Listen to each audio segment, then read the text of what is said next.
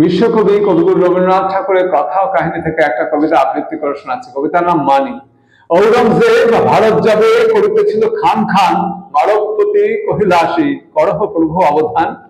গোপন রাতে অচল গড়ে নহর যারে এনেছে ধরে, বন্দি তিনি আমার ঘরে শিরোহিপতি সুরতান।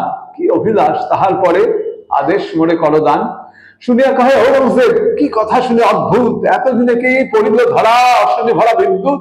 পাহাড়িলে কয়েক শত পাহাড়ে বনে ফিরিতে রত, মরুভূমির মরিচি মতো স্বাধীন ছিল রাজপুত। দেখিতে চাহি আনিতে তারে পাঠাও কোন রাজদূত।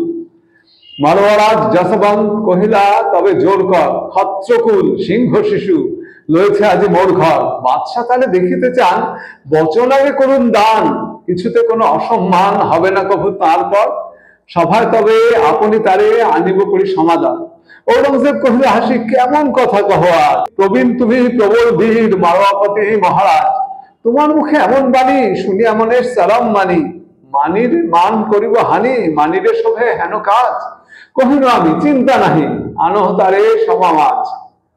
শিরোহিপতি সভায় আসে মারোয়ারাজে লয়ে সাপ, উচ্চ শির উচ্চে রাখি সম্মুখে করে আখি পান।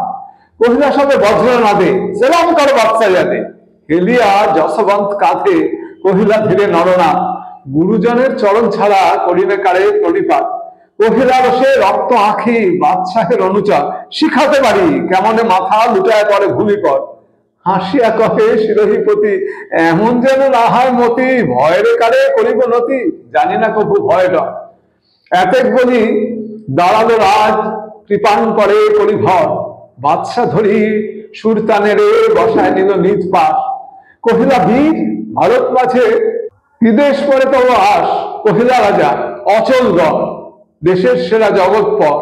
সভার মাঝে পরস্পর নীরবে ওঠে পরিহাস।